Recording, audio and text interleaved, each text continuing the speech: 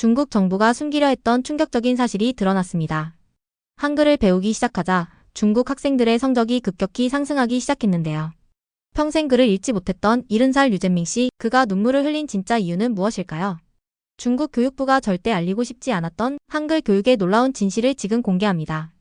구독하고 좋아요는 제작자에게 큰 힘이 됩니다. 아직도 그 순간이 또렷하게 기억나요. 모든 게 바뀌게 된 그 순간이요. 그날은 푸단대학교 제 사무실이 어수선했던 늦은 오후였어요. 창문을 통해 햇살이 쏟아졌고 책상 위에 흩어져 있던 연구 자료들 위로 금빛 무늬가 비치고 있었죠. 창밖으로는 학생들이 바삐 지나가고 있었고 그 웃음소리가 복도에 은은하게 울려 퍼졌어요. 하지만 제 마음은 딴 데 가 있었어요. 받은 편지함에 조용히 앉아있는 한 보고서 때문이었죠. 아무 말 없이 마치 오래 기다렸다는 듯이 거기 있었어요. 열까 말까 망설였어요. 또 하나의 논문이겠지 뭐. 매일 보는 보고서 중 하나일 거라고 생각했어요. 얼마나 다를까 싶었거든요. 그런데 또 궁금증이 이겨버렸어요. 항상 그랬죠. 딱 한 번만 본다, 혼잣말을 하면서 파일을 클릭했어요. 싱가포르에서 온 보고서였고 저자는 이민아 교수님이었어요. 이름을 보는 순간 바로 알았어요. 실력 있고 대담한 연구 방법으로도 유명한 분이었거든요. 처음 몇 줄을 읽는 순간 눈이 커졌어요. 문장 하나하나에 심장이 빨라졌죠. 이민아 교수님은 싱가포르의 성인 중국어 화자들 사이에서 문해율을 획기적으로 끌어올렸다고 했어요.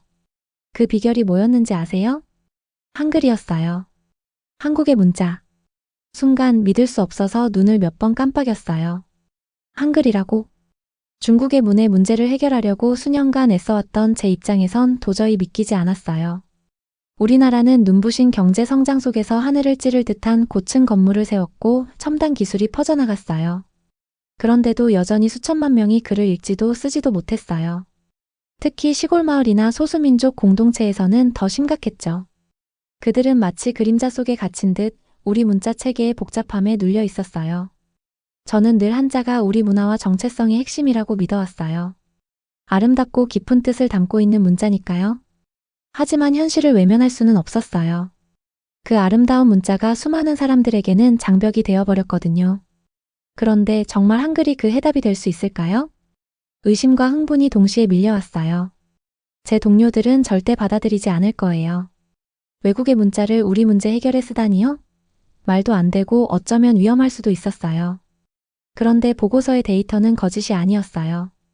싱가포르는 확실한 성과를 냈어요. 반박할 수 없었죠. 의자에 몸을 기대고 깊은 숨을 쉬었어요. 생각들이 머릿속을 맴돌았어요. 바깥은 어두워지기 시작했고 금빛 무늬는 어느새 회색 그림자로 바뀌었어요. 학생들의 웃음소리는 사라지고 복도엔 고요한 정적만이 흘렀어요. 그때 오랜만에 뭔가 뜨거운 감정이 안에서 솟구쳤어요. 두려움도 있었지만 그보다 더 큰 건 간절함이었어요. 다시는 외면할 수 없겠다는 마음이요. 숨을 크게 들이쉬고 새 이메일을 열었어요. 손가락은 키보드 위에서 잠시 멈췄고요. 무엇을 해야 할지 이미 알고 있었어요. 이민아 교수님 타이핑을 시작했어요. 손이 조금 떨렸어요. 교수님의 보고서를 읽었고 정말 인상 깊었어요. 혹시 대화를 나눌 수 있을까요? 전송 버튼을 누르자 심장이 다시 뛰기 시작했어요. 위험하지만 마치 저를 부르는 새로운 길이 열리고 있었어요. 이게 과연 해결책이 될까? 아니면 더 큰 문제를 불러올까? 황혼이 깔린 그 순간 정답은 없었어요. 오직 수많은 질문들과 아주 작은 희망 하나만이 남아 있었죠. 그리고 어쩐지 마음 깊은 곳에서는 알 수 있었어요. 제 인생이 이제 다시는 예전 같지 않을 거란걸요. 그날 밤 좀처럼 잠이 오지 않았어요. 머릿속이 온통 가능성과 의심으로 빙글빙글 돌고 있었거든요. 아침 햇살이 커튼 사이로 부드럽게 스며들 무렵 결국 뒤척이다가 일어나고 말았어요. 아침도 거른 채 저는 다시 푸단대학교 제 조그마한 사무실로 달려갔어요. 머릿속을 떠나지 않던 그 신비로운 문자 한글을 더 알아보고 싶어서요. 컴퓨터 전원을 켜자 화면이 깜빡이며 켜졌고 저는 바로 인터넷 검색을 시작했어요. 몇 분도 안 돼서 화면은 알록달록한 그림과 도표들로 가득 찼어요. 저는 화면에 바짝 다가가 눈을 크게 뜨고 들여다봤어요. 간단하면서도 세련된 그 모양들 단 24개의 글자만 있더라고요. 어릴 적부터 수천 개의 한자를 외우며 고생했던 저로서는 이건 정말 놀라운 일이었어요. 너무 쉬워 보였거든요. 더 집중해서 읽어보니까 한글은 말할 때 입모양을 본떠서 만들었다고 하더라고요. 입술을 가만히 만지며 저도 모르게 소리를 따라해봤어요. 신기한 감탄이 가슴속에서 올라왔어요. 한글을 만든 사람은 정말 천재였던 거예요. 흥분이 마음속에서 부글부글 끓어오르며 그간의 의심을 밀어냈어요. 그런데 곧 현실이 저를 다시 끌어당겼어요. 제 동료들이 이걸 어떻게 받아들일까 생각만 해도 걱정이 앞섰어요. 그래도 저는 기다리지 않았어요. 그날 오후 연구팀을 회의실에 모았어요. 햇빛이 잘 드는 그 작은 방에서 저는 조심스럽게 앞에 섰고 심장은 두근두근 말을 꺼내는 것조차 떨렸어요. 제가 새롭게 알아낸 걸 설명하기 시작했죠. 가장 나이 많은 연구원이자 팀의 어른인 왕 박사님은 처음부터 표정이 굳어 있었어요. 불길한 예감이 스쳤죠. 그리고 결국 제 말이 채 끝나기도 전에 왕 박사님이 단호하게 말을 끊었어요. 엘라라 교수, 지금 장난하는 겁니까? 목소리는 냉정하고 날카로웠어요. 한자를 버리고 한국 문자를 쓰겠다고요? 그건 조상과 문화에 대한 모욕입니다. 그 말에 마음이 찔렸지만 저는 물러서지 않았어요. 조심스럽게 말을 이어갔어요. 박사님의 걱정 잘 알아요. 하지만 우리가 정말로 바라는 게 뭔가요? 더 많은 사람들이 글을 읽고 쓸 수 있게 돕는 거잖아요. 아직도 수천만 명이 문맹 상태예요. 어쩌면 뭔가 새로운 시도를 해볼 때가 된 거 아닐까요?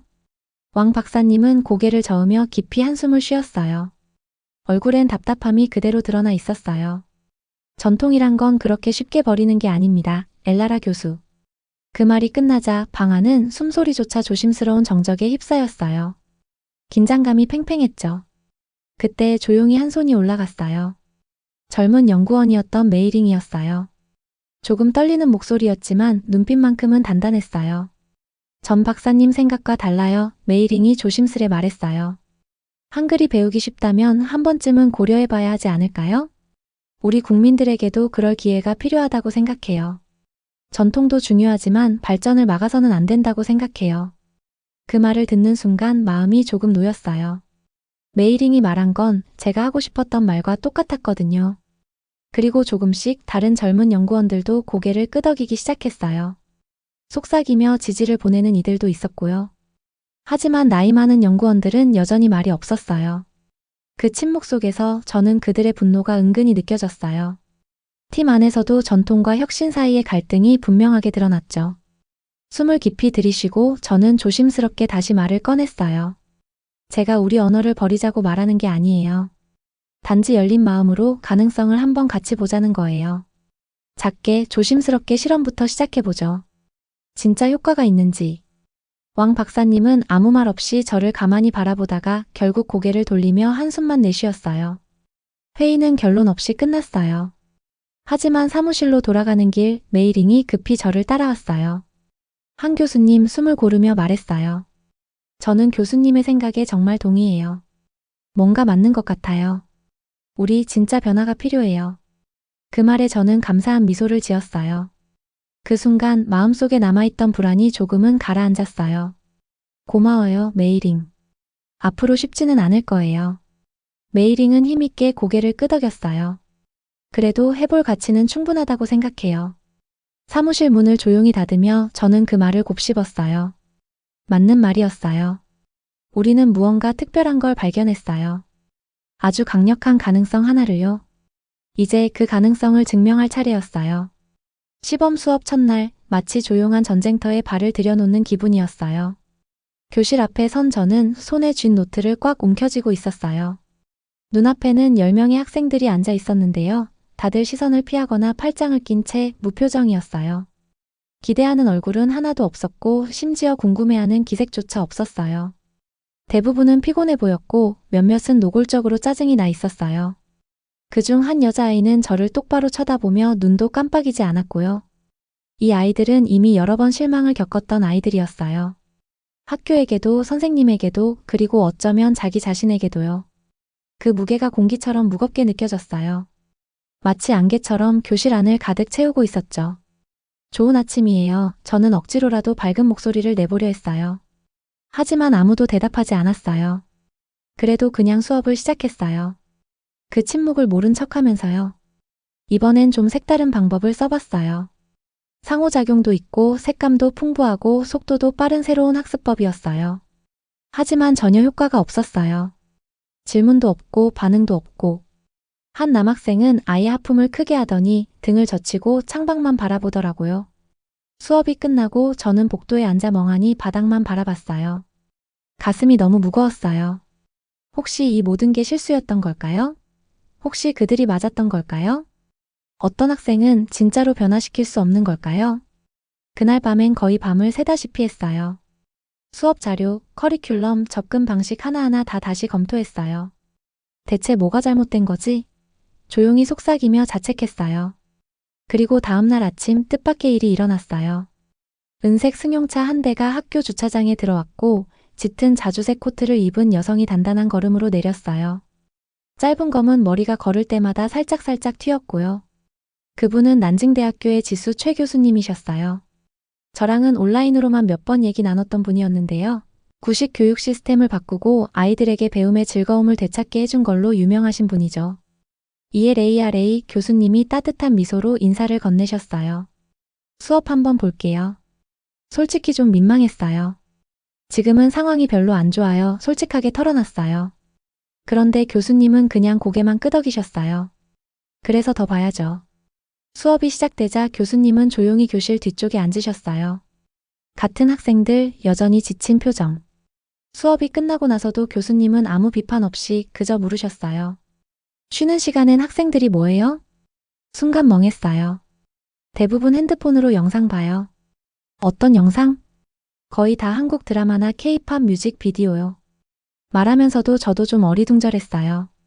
그때 교수님의 눈이 반짝였어요. 그거예요. 뭐가요?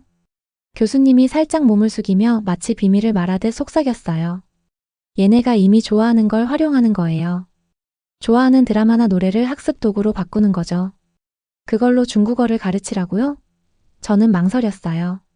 교수님은 단호하게 고개를 끄덕였어요. 아이돌이 중요한 게 아니에요. 연결이에요.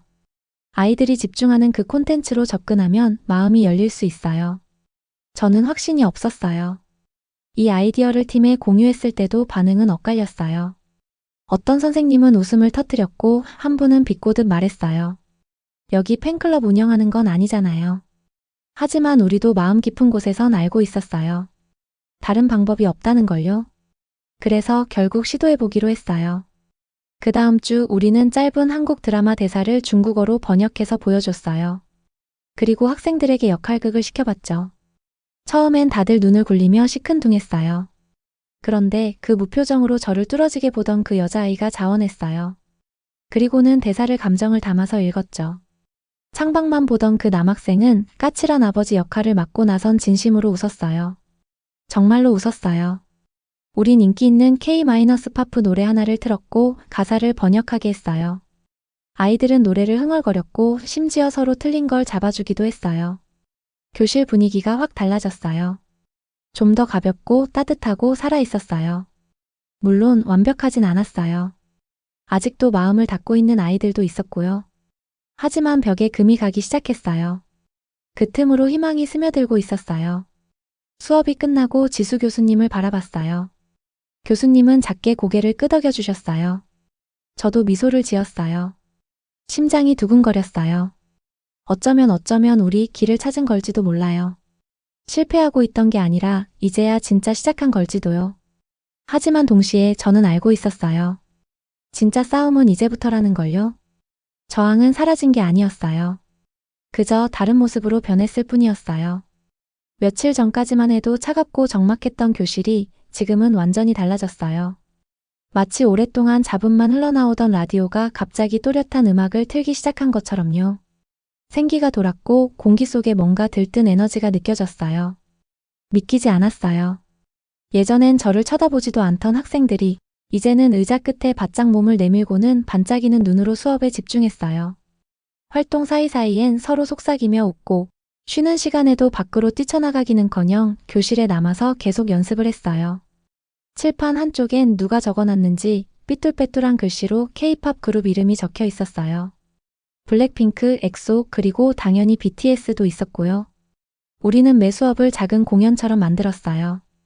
아이들은 좋아하는 드라마 장면을 연기했고 한글로 번역된 가사를 따라 부르기도 했어요. 심지어 아이돌 인터뷰를 바탕으로 만화를 그려오는 아이도 있었어요. 재미있었고 낯설었고 무엇보다 효과가 있었어요. 하지만 제 마음을 송두리째 흔든 건 바로 그 순간이었어요. 류젠밍 씨가 자리에서 일어났을 때였죠. 그는 이 그룹 중에서 제일 나이가 많았어요. 거의 70이 다 된 분이었고 오랜 농사일로 거칠어진 손을 가진 분이었어요. 항상 교실 맨 뒤 구석에 조용히 앉아 계셨고요. 다른 학생들이 웃거나 박수를 칠 때도 그는 그저 묵묵히 바라만 봤어요. 피곤해 보이는 눈으로요. 그날 아침 저는 한글로 적힌 K-팝 그룹 이름이 담긴 워크시트를 나눠줬어요. 평소처럼 그냥 밀쳐버릴 줄 알았거든요. 그런데 이번엔 달랐어요. 그분은 종이를 들고 눈을 가늘게 뜨며 자세히 들여다봤어요. 손에 바짝 붙이고는 입술을 움직이며 우리가 배운 소리와 모양을 하나하나 맞춰보기 시작했어요. 몇 분이 흘렀고 교실 안은 조용해졌어요. 그러더니 천천히 손을 들더라고요. 엘라라. 목소리는 살짝 떨리고 있었어요. 이거 한번 읽어봐도 될까요? 제 심장이 벌떡 뛰었어요. 고개를 끄덕였죠. 그분은 일어서며 손가락으로 굵게 인쇄된 세 글자를 짚었어요. BTS. 한번 멈췄다가 이번엔 한글로 소리를 내셨어요. BTS. 그 순간 눈을 껌뻑이더니 믿을 수 없는 일이 일어났어요. 그분 눈에 눈물이 맺히기 시작했어요. 난 평생 글을 읽을 수 없다고 생각했어요. 목이 메인 듯 소리가 자꾸 갈라졌어요. 중국어든 뭐든 다 못 읽을 줄만 알았는데 지금 이걸 내가 읽었네요. 아무도 말을 하지 않았어요. 평소에 장난 많던 학생들조차 굳어 있었고요. 류젠밍 씨는 조용히 다시 자리에 앉아 얼굴을 닦았어요. 저도 목이 메어 아무 말도 할 수 없었어요. 그냥 그 순간을 가만히 바라봤어요. 마치 어딘가에서 부드러운 빛이 스며드는 것처럼요. 그날 오후 왕 박사님이 학교 안뜰 쪽에 서 있는 걸 봤어요. 그분은 처음부터 이 프로그램에 가장 반대했던 사람이었거든요. 변화는 위험하다고, 이런 학생들은 아무리 해도 안 된다고 그렇게 믿고 계셨죠. 근데 그날 창밖으로 학생들이 아이돌 인터뷰 번역본을 보고 깔깔 웃는 걸 조용히 바라보고 계시더라고요. 저도 조용히 옆에 다가갔어요. 박사님은 고개도 돌리지 않은 채 말씀하셨어요. 류젠밍 씨가 읽는 걸 봤어요. 저는 말없이 고개를 끄덕였어요. 조금 정적이 흐르고 박사님이 다시 입을 열었어요. 이번엔 아주 낮은 목소리였어요. 우린 이웃나라를 너무 얕봤는지도 모르겠네요. 한국은 우리가 보지 못했던 열쇠를 쥐고 있었어요. 저는 아무 말도 하지 않았어요. 굳이 대답할 필요가 없었거든요. 진실은 이미 너무 또렷했어요. 학생들의 웃음 속에, 칠판에 적힌 글자들 속에, 그리고 아직도 귓가에 맴도는 류젠밍 씨의 목소리 속에 있었어요. 변화는 왔어요. 그리고 그건 이제 시작일 뿐이었어요. 3주째가 되니까 모든 게 마치 꿈처럼 느껴졌어요. 정말로 깨고 싶지 않은 그런 꿈이었어요. 우리 학생들은 단순히 배우는 걸 넘어서서 날아오르고 있었어요. 처음엔 한글부터 시작했어요. 간단하고 구조가 뚜렷했거든요. 블록처럼 생긴 그 글자들이 아이들 눈에는 이해가 잘 됐어요. 소리를 내는 방식도 빠르게 익혔고요. 그런데 그 다음부터 좀 이상하면서도 놀라운 변화가 일어나기 시작했어요. 한글을 배우고 나니까 아이들이 갑자기 한자도 더 잘 이해하게 된 거예요. 처음엔 이게 도무지 말이 안 됐어요. 한자는 훨씬 어렵잖아요. 글자도 복잡하고 뜻도 추상적이고. 그런데 마치 아이들 뇌에 사다리 하나가 생긴 것처럼 보였어요. 한글이라는 사다리를 타고 올라가니 이제는 한자 획 속에 숨겨진 의미까지 닿을 수 있게 된 거죠. 예전엔 글자만 보면 겁먹던 아이들이 이제는 두려움 없이 다가가고 있었어요. 빠르게요. 기억에 남는 순간이 있어요. 창가 쪽에 항상 조용히 앉아있던 메이라는 여자아이가 있었는데요. 그 아이가 손을 번쩍 들었어요. 엘라라 선생님, 그녀가 말했어요. 이 한자요, 어제 배운 한국어 단어랑 좀 비슷한 것 같아요. 그녀가 가리킨 글자를 봤는데요, 맞았어요. 그 순간 교실이 한바탕 들썩였어요. 다른 학생들도 다가와서 여기저기에서 비슷한 걸 찾아내기 시작했어요. 마치 퍼즐 조각들이 하나둘씩 제자리를 찾아가는 모습 같았어요. 착, 착, 착.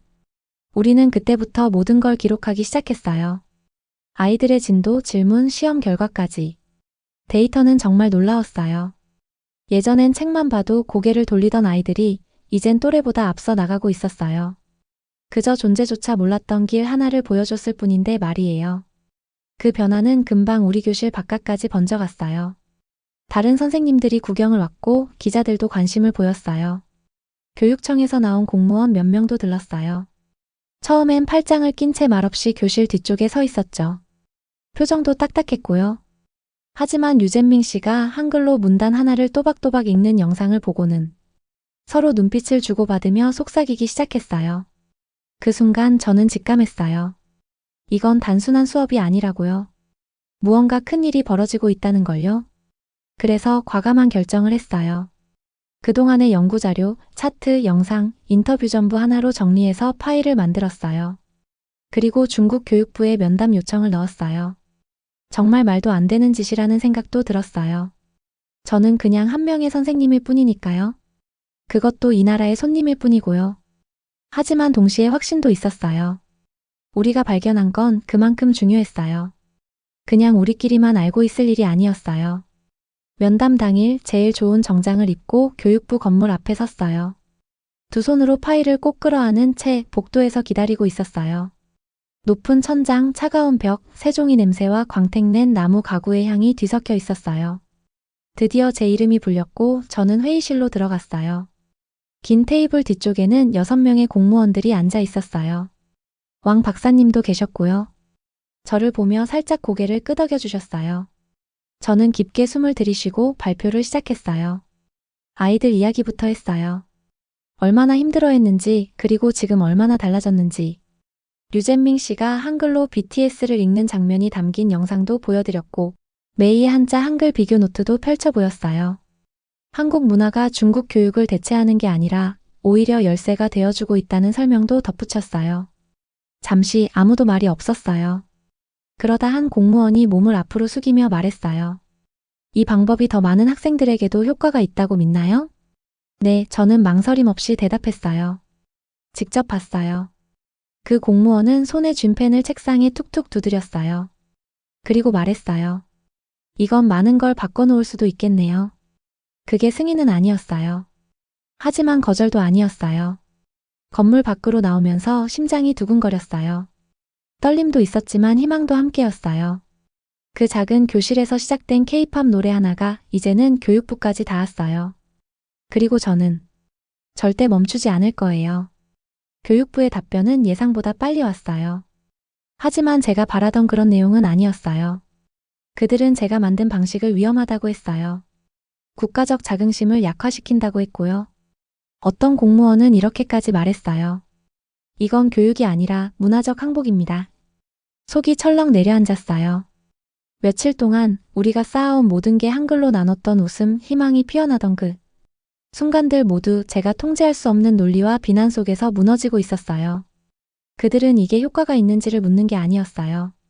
너무 한국적이지 않냐를 묻고 있었어요. 그날 저는 아파트 거실에 앉아 종이들을 바닥에 쫙 펼쳐놓고 마음을 진정시키려 애썼어요. 근데 자꾸만 물속에 가라앉는 기분이 들더라고요.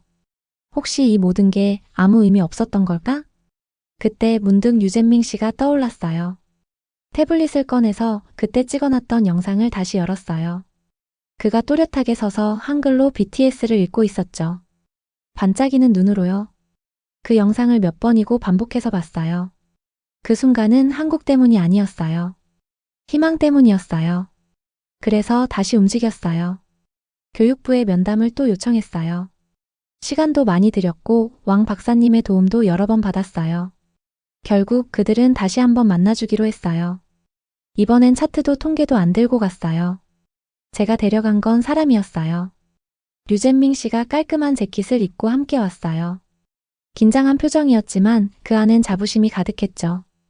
메이는 자기 노트를 가져왔고 거기엔 한글 옆에 또박또박 적은 한자들이 가득했어요. 한때는 매주 수업을 빼먹던 청년 두이가 이젠 선생님이 되고 싶다고 말했어요. 그들은 한 사람씩 나와서 단지 공부 이야기가 아닌 삶에 대해 이야기했어요. 처음으로 자기 자신을 믿게 된 그 마음에 대해서요. 그리고 저도 말했어요. 이 프로그램은 중국 문화를 대체하려는 게 아니라고요. 오랫동안 어둠 속에 있던 사람들 마음에 다시 불을 붙여주는 일이라고요. 한글은 그저 성냥개비였고 그 불꽃은 그 불은 학생들 안에 있었던 거라고요. 우리는 아무 말 없이 회의실을 나왔어요. 공무원들은 시간이 필요하다고 했고요. 그리고 일주일 뒤 결정이 내려졌어요. 교육부는 시범 운영을 제한적으로 허락했어요. 시골 지역 몇 곳에서만 엄격한 조건 하에 진행하라는 내용이었어요. 우리가 바랐던 전면 허용은 아니었지만 그건 분명 시작이었어요. 저는 팀원들 앞에 서서 공식 문서를 읽어줬어요. 그 순간 환호성이 터졌어요. 류젠밍 씨는 두 손을 번쩍 들었고 메이는 저를 꼭 껴안았어요. 왕 박사님은 말없이 미소를 지으며 고개를 끄덕였고요. 그날 밤 저는 별이 쏟아지는 하늘 아래 혼자 걸었어요. 차가운 바람이 얼굴을 스치고 가슴은 두근두근 뛰었어요. 이번엔 두려움 때문이 아니었어요. 설렘이었어요. 우리는 결국 해냈어요. 오랫동안 꽁꽁 닫혀있던 문 하나를 드디어 열어젖혔어요. 그리고 그 문 너머로 새로운 지평이 펼쳐졌어요. 글을 읽고 쓰는 일이 이제는 일부만의 것이 아니라 배움이 즐겁고 국경이 벽이 아니라 다리가 될 수 있는 세상이 보였어요. 저는 아직도 어딘가에 있을 수많은 학생들을 생각했어요. 소년, 소녀, 할머니, 노동자, 그리고 꿈꾸는 사람들. 누군가 그들을 믿어주기만 기다리고 있는 그 사람들. 우리는 반드시 그들에게 갈 거예요. 이건 단순한 방법이 아니었어요. 이건 움직임이었어요. 변화의 시작이었죠. 제 이름은 엘라라 한 교수예요. 그리고 이건 이제 겨우 첫걸음이에요. 오늘 영상 잘 보셨다면 구독하고 좋아요를 눌러주세요. 영상 제작에 큰 힘이 됩니다.